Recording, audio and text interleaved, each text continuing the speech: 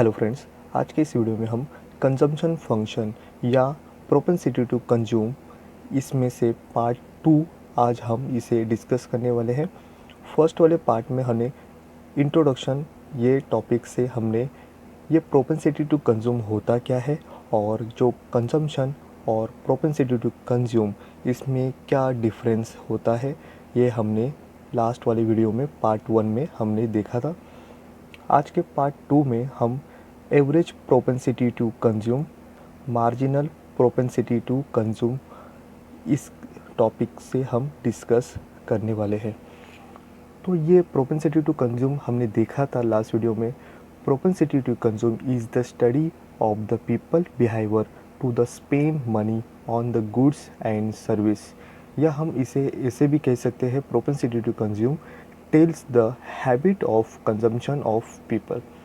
Means people अपनी income का कुछ ऐसा पार्ट जो उसके कंजम्पशन पे खर्च करता है, तो ये जो खर्च है वो उसका जीने के लिए उसे करना ज़रूरी होता है। तो ये किस तरह से होता है और इसका जो रेशो है ये क्या कहलाता है, तो इसे ही प्रोपेंसिटी टू कंज्यूम यहाँ पे कहा जाता है। तो लास्ट वाली वीडियो में हमने देखा था कंजम्पशन क्या होता है और प्रोपेंसिटी टू कंज्यूम क्या होता है। कंजम्पशन यानी इनकम का ऐसा एक पार्ट जो यहाँ पे कंजम्पशन पे या उसको जीने के लिए क्या लेना ज़रूरी है, उसकी नीड्स क्या है, ये करने के लिए जो मनी ये गुड्स एंड सर्विस को देनी पड़ती है, तो इसे ही यहाँ पे कंजम्पशन कहा जाता है। और जो तो यहाँ पे कंजम्पशन और जो इनकम इसमें जो रिलेशनशिप है या इसके अंदर जो रेशो यहाँ पे इंडिकेट करता है उसे ही प्रोपेंसिटी टू कंज्यूम कहा जाता है, जो हमने हमारे लास्ट वाली वीडियो पार्ट 1 में हमने देखा था। तो आज के इस वीडियो में हम हमारा जो टॉपिक है एवरेज प्रोपेंसिटी टू कंज्यूम और मार्जिनल प्रोपेंसिटी टू कंज्यूम, इसे हम डिस्कस करेंगे। तो यहाँ पे प्रोपेंसिटी टू कंज्यूम के 2 पार्ट होते हैं।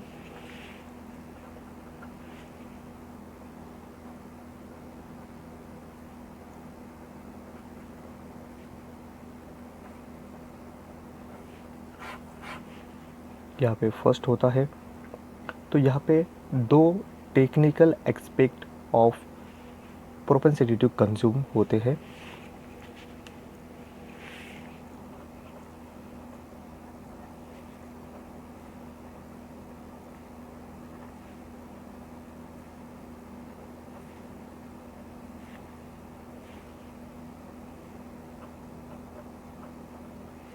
तो यहाँ पे फर्स्ट होता है एवरेज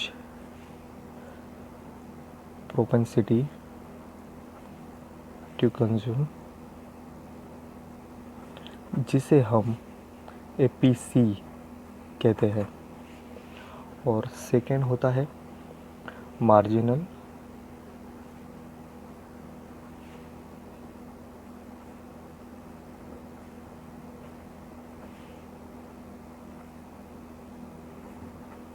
इसे एमपीसी कहा जाता है। तो यहाँ पे प्रोपेंसिटी इसको दूसरा एक वर्ड होता है, उसे कहेंगे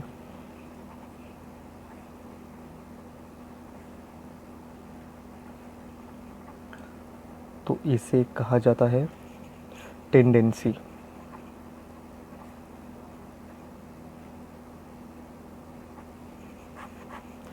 टेंडेंसी मीन्स या प्रोपेंसिटी, इसका मीनिंग ही होता है कि उसकी प्रवृत्ति क्या है, उसका नेचर किस तरह से होगा, जो यहाँ पे हम रिलेटेड करेंगे कंजम्पशन पे डिपेंड है ये प्रोपेंसिटी टू कंज्यूम। तो यहाँ पे हमारा फर्स्ट टॉपिक होता है ये APC average propensity to consume.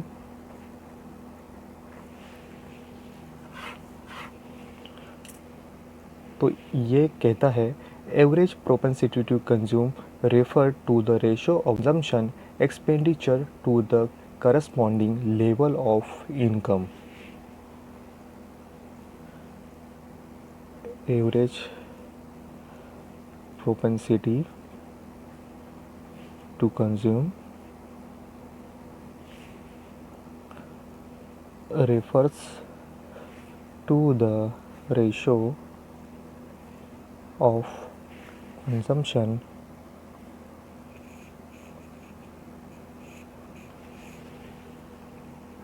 expenditure to the corresponding level of income.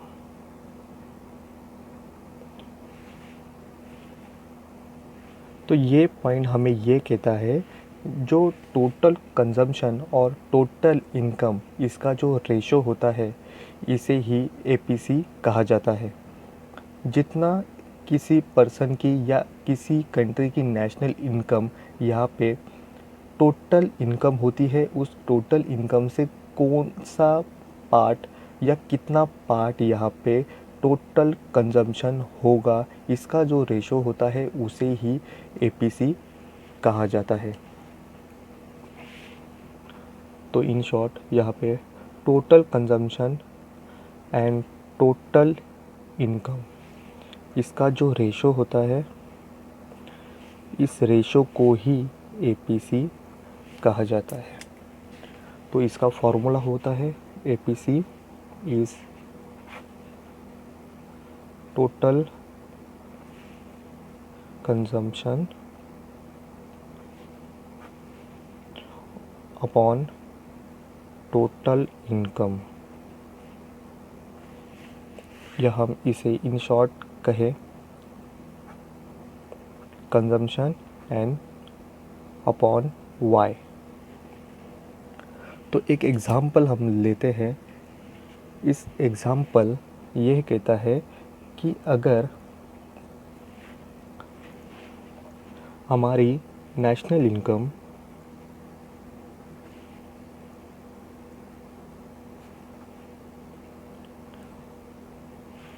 $1000 crore rupees में है और कंजम्पशन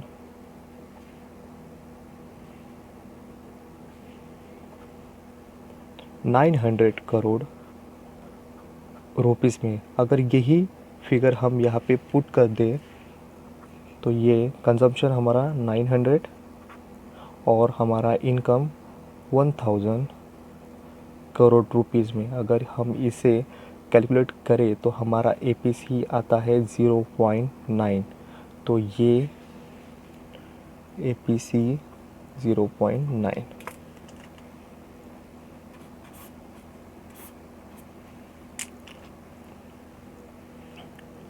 तो ये एपीसी हमें 0.9 मिलता है। तो ये इनकम का ही, इनकम जो होती है इस इनकम का जो एपीसी और प्लस एपीएस, एपीएस होता है एवरेज प्रोपेंसिटी टू सेव, ये दोनों को मिला के ही हमें इनकम मिलती है। ये हो गया जो हमें 100%, अगर यही एग्ज़ाम्पल हम लेंगे, अगर हमारी इनकम 1000, यहाँ पे हमारी इनकम करोड़ों में है तो हमारा कंजम्पशन हुआ 900 करोड़ करेंसी रुपीज़ में।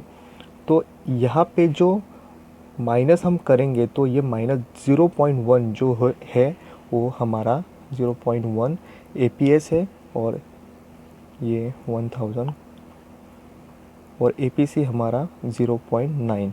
इन दोनों की जो टोटल है तो यही तो टोटल हमारी इनकम बनती है। तो हमारा जो कंजम्पशन है ये डिमांड इन कंट्री की जो होती है, तो इससे हमें एपीसी से हमें ये इम्पोर्टेंस रोल एपीसी निभाता है, जिससे हमारी कंट्री की जो डिमांड टोटल किस तरह की है ये हमें समझने के लिए एपीसी हमें हेल्पफुल होता है।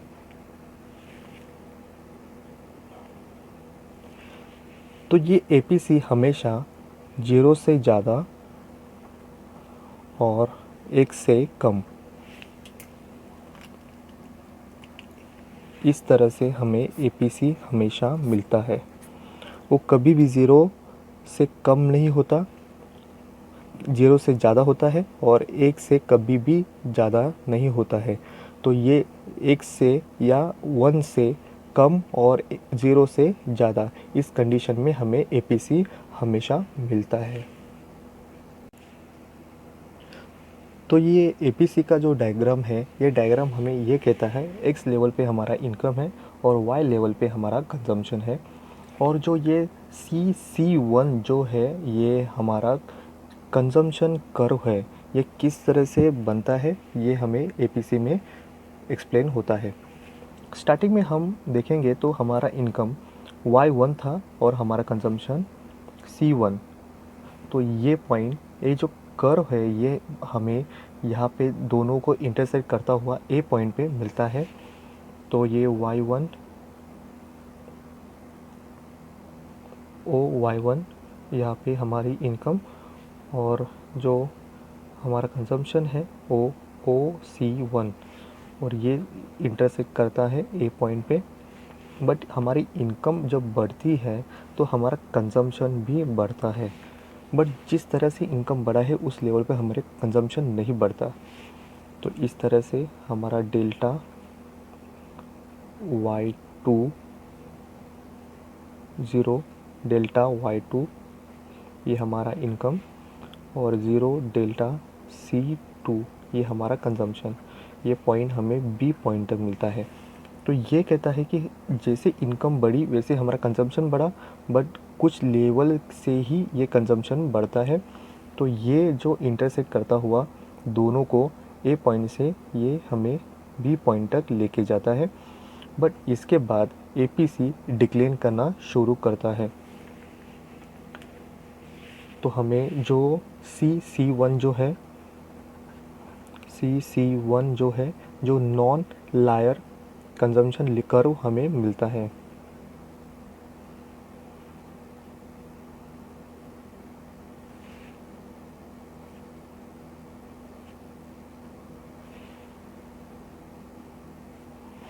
और जो एपीसी है, ये हमें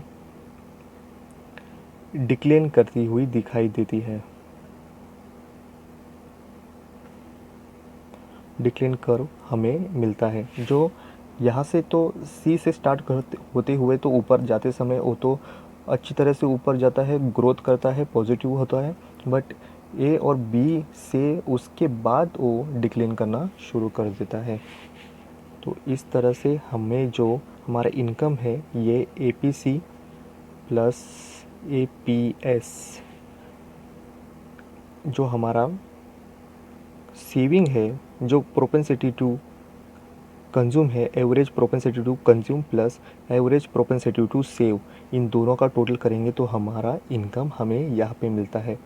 बट ये हमें ये कहता है कि अगर हमारा एपीसी अगर घटेगा तो हमारा एपीएस ये बढ़ता है। हमारा कंजम्पशन अगर घटेगा तो हमारा सेविंग बढ़ेगा। तो ये रिलेशनशिप यहाँ पे हमें मिलता है।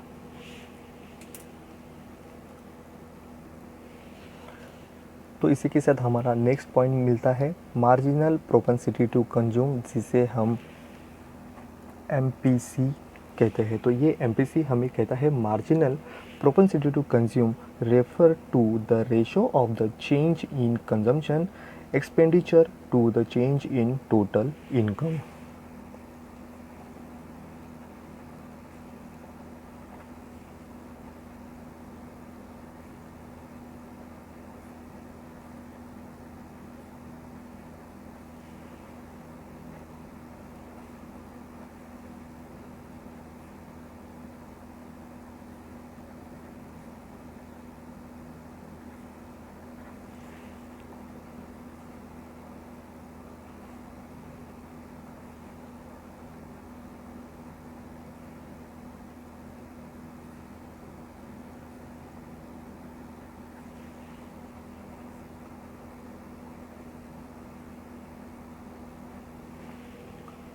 जो मार्जिनल प्रोपेंसिटी टू कंज्यूम है, ये हमें कहता है कि जो चेंज जो आया है कंजम्पशन का, वो उसका जो रेशो है वो किससे मेंशन करेगा, उसकी चेंज हुई हुई जो इनकम है इसे रिलेट करता है। तो अगर हमारा जो चेंज आएगा, हमारा जो चेंज है कंजम्पशन का, वो चेंज होने से हमारा जो इनकम चेंज होता है ये हमें बतलाता है, और इसका जो रेशो है, यही जो रेशो हमें मिलेगा उसे ही एमपीसी कहते हैं। तो या तो इसका फॉर्मूला ये बनता है, MPC is delta C upon delta Y.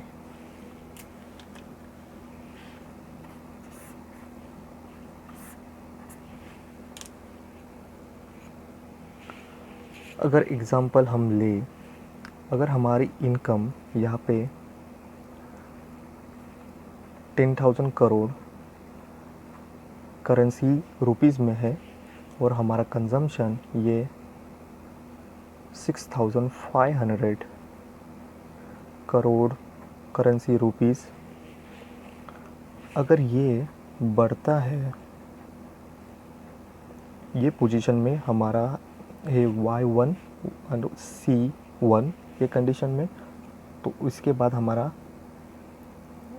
Y2 और ये C2, तो ये बढ़ते हुए हमारा जो इनकम है, अभी हमारा इनकम हो गया 15,000, और हमारा जो कंजम्पशन है वो 8,000 हो गया। तो ये जो चेंज है इनकम में चेंज आया 5,000 करोड़ रुपीज़, और डेल्टा कंजम्पशन में चेंज आ गया 1,500 करोड़ रुपीज़। अगर यही हम इसे अगर पुट कर दें, MPC delta C delta Y, इसे हम अब अगर यही जो चेंज है, जो चेंज हमें मिला है हमारे कंजम्पशन और इनकम में कितना चेंज आया, तो ये फर्स्ट हमारी ये कंडीशन थी इनकम की, उसके बाद कंजम्पशन ये हमारा था। तो ये चेंजेस होने के साथ साथ 10,000 से 15,000 हमारा यहाँ पे इनकम बना, और हमारा कंजम्पशन 6,500 से हमारा 8,000 हमारा कंजम्पशन बढ़ा। पर ये चेंजेस हमें ये कहलाता है जैसे इनकम बढ़ी उसी तरह से हमारा कंजम्पशन नहीं बढ़ा है, तो हमारा कंजम्पशन स्लो से हमारा बढ़ा है। तो इसमें जो चेंजेस आए, तो हमारा कंजम्पशन 1,500, और हमारा जो इनकम में चेंज आया वो 5,000 हमारा चेंज आया। तो ये जो रिज़ल्ट है, ये अगर हम कैलकुलेट कर ले तो इसे हमें 0.3 ये आंसर हमें मिलता है। तो ये हमारा एमपीसी 0.3।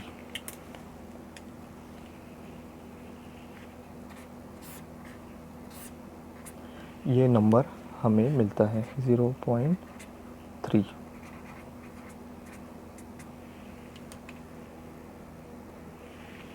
जब हमें एमपीसी मिलता है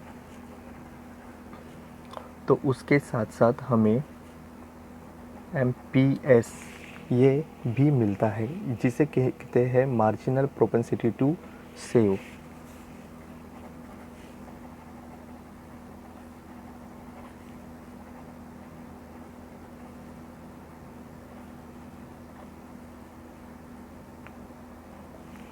ये कॉन्सेप्ट हमें मिलती है।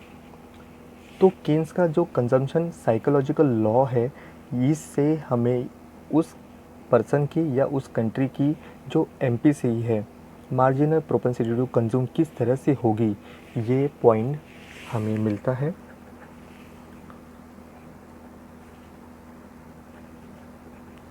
तो ये कंजम्पशन इसका किस तरह से होगा, तो ये साइकोलॉजिकल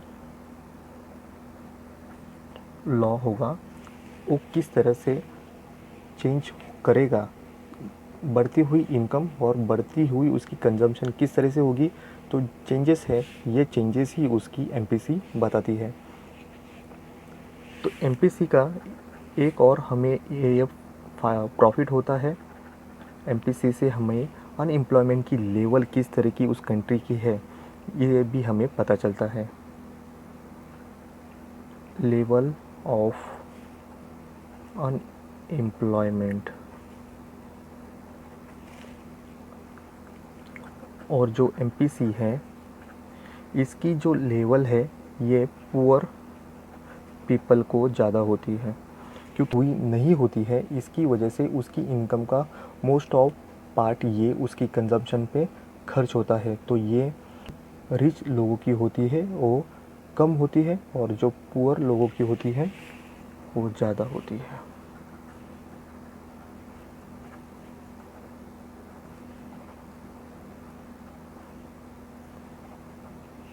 क्योंकि रिच लोगों की जो मार्जिनल प्रोपेंसिटी टू कंज्यूम, उनकी जो एमपीसी होती है उनकी ऑलमोस्ट सभी ही उनकी नीड्स, उनकी ज़रूरतें पूरी हो चुकी होती है। तो उनका कंजम्पशन से ज़्यादा उनकी सेविंग बढ़ती है, और जो पुअर पीपल होते हैं उनकी एमपीसी यहाँ पे ज़्यादा होती है। तो यहाँ पे उनकी नीड्स पूरी करने के लिए अपना इनकम का मोस्ट ऑफ पार्ट वो यहाँ पे कंजम्पशन पे खर्च करते हैं। तो यहाँ पे जो एमपीसी होता है ये एमपीसी 0 से ज़्यादा और 1 से कम, ये कंडीशन हमें हमेशा ही मिलती है। क्योंकि अगर कोई भी इंसान की अगर इनकम अगर नहीं भी हो तो भी वो कहीं ना कहीं से अपनी कंजम्पशन यहाँ पे पूरी करने के लिए मनी कहीं ना कहीं से अरेंज करता है, और जितना भी वो उसका इनकम है वो पूरा का पूरा वो अपना जितना इनकम है उतना कंजम्पशन नहीं करता। तो यहाँ पे जिनका जितना इनकम है उतना वो खर्च नहीं करता, उसमें से कुछ ना सेविंग होती है। तो इसीलिए वो 1 से कम होती है, और अपनी ज़रूरतें पूरी करने के लिए अगर वो काम पे भी नहीं हो तो फ्रेंड्स, रिलेटिव या कहीं और सोर्सेज से वो अपनी ज़रूरतें पूरा करता है। तो उसकी एमपीसी कभी ज़ीरो नहीं होती, ये एमपीसी 1 से कम और 0 से ज़्यादा होती है। इस डायग्राम में हमें एमपीसी किस तरह से वर्क करता है ये हमें एक्सप्लेन होता है। यहाँ पे एक्स लेवल पे इनकम, वाई लेवल पे कंजम्पशन। तो यहाँ पे हम स्टार्टिंग में ई पॉइंट में E1 ये पॉइंट में हमारा इनकम OY1 और हमारा कंजम्पशन OC1 इस पॉइंट पे था। बट जैसे ही हमारा इनकम बढ़ता है तो उसी तरह से हमारा कंजम्पशन भी बढ़ता है, बट जो लेवल से इनकम बढ़ा है उस लेवल से यहाँ पे हमारा कंजम्पशन नहीं बढ़ता। तो ये जो डेल्टा सी है इसमें जो डिफरेंस और जो इनकम है इसमें जो डिफरेंस है ये हमें कहलाता है कि हमारी एमपीसी यहाँ पे घटी हुई या डिक्लाइन करती हुई दिखाई देती है।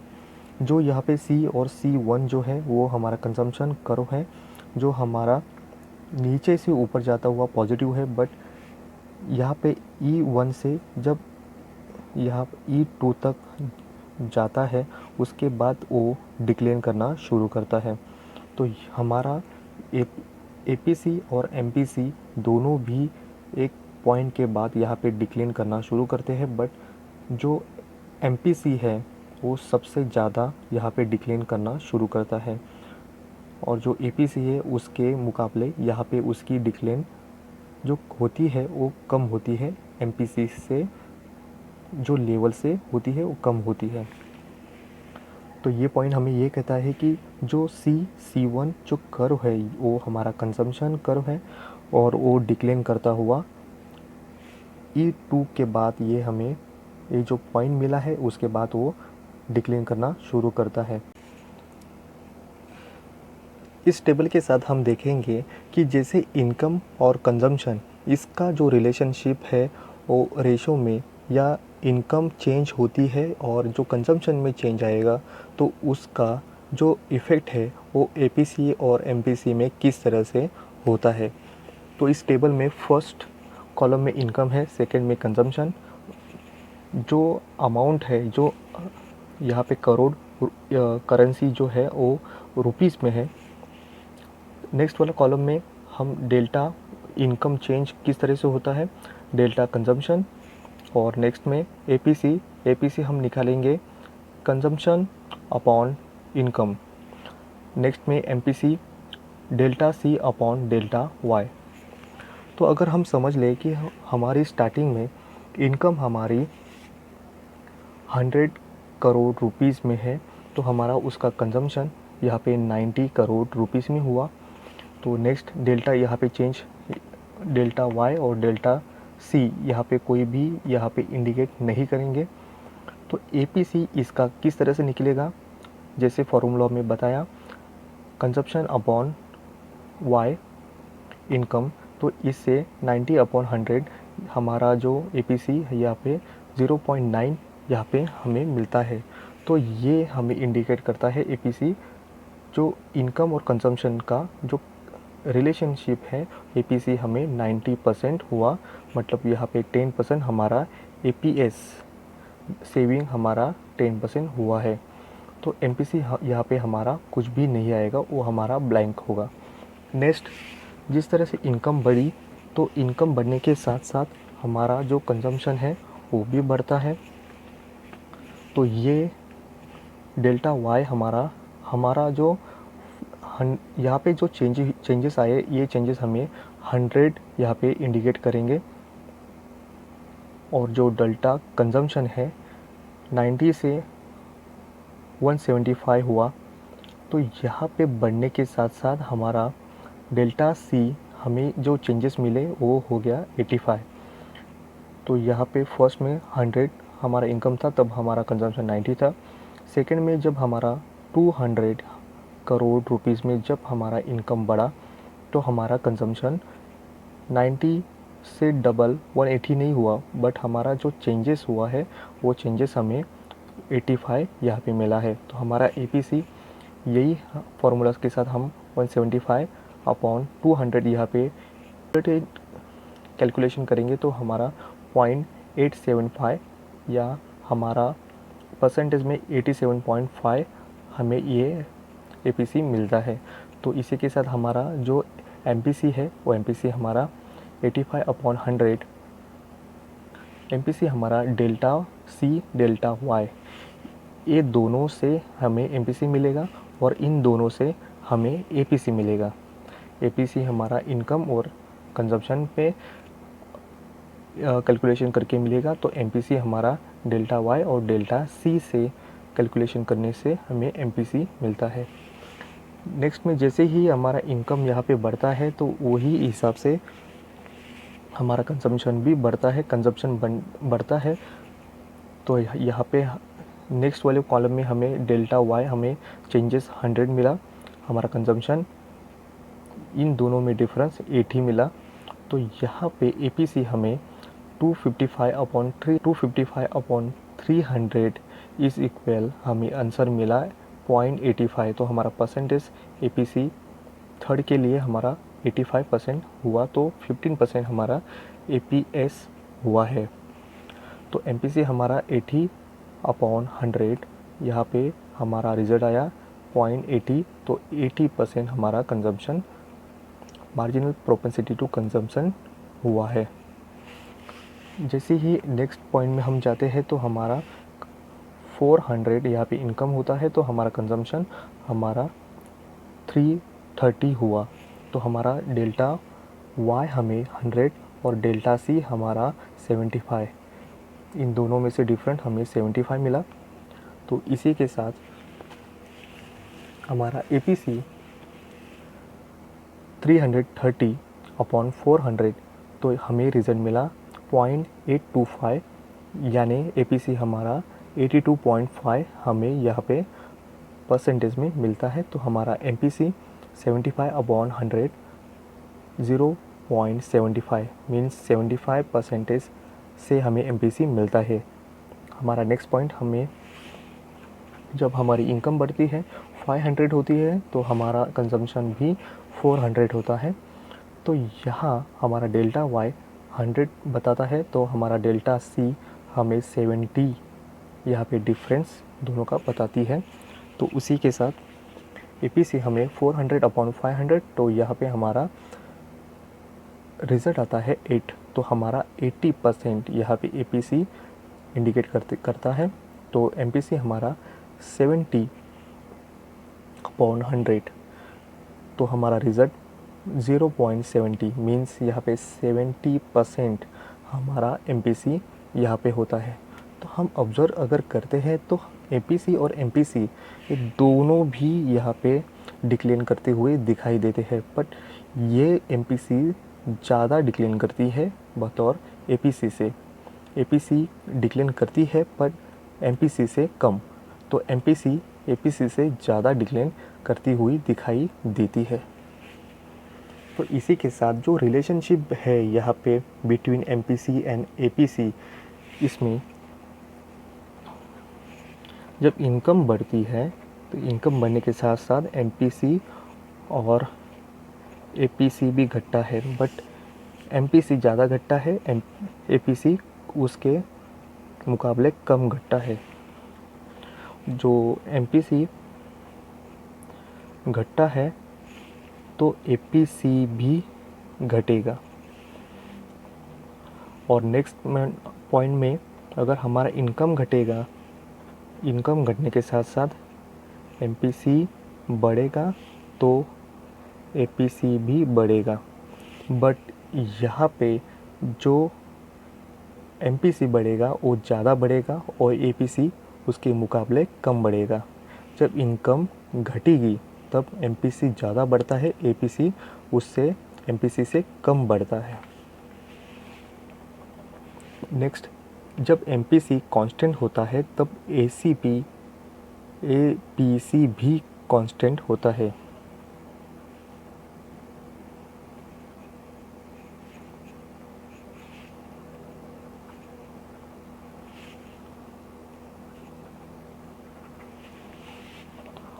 और जब एमपीसी कांस्टेंट होता है तो ये लॉन्ग रन में होगा। ये केन्स के बाद जो इकोनॉमिक्स आए इन्होंने ऐसा अज्यूम किया है, जो एमपीसी लॉन्ग रन में कांस्टेंट होगा। बट फ्रीडमैन ये कहते हैं कि एपीसी और एमपीसी ये दोनों भी इक्वल एक कंडीशन में होती है। तो केन्स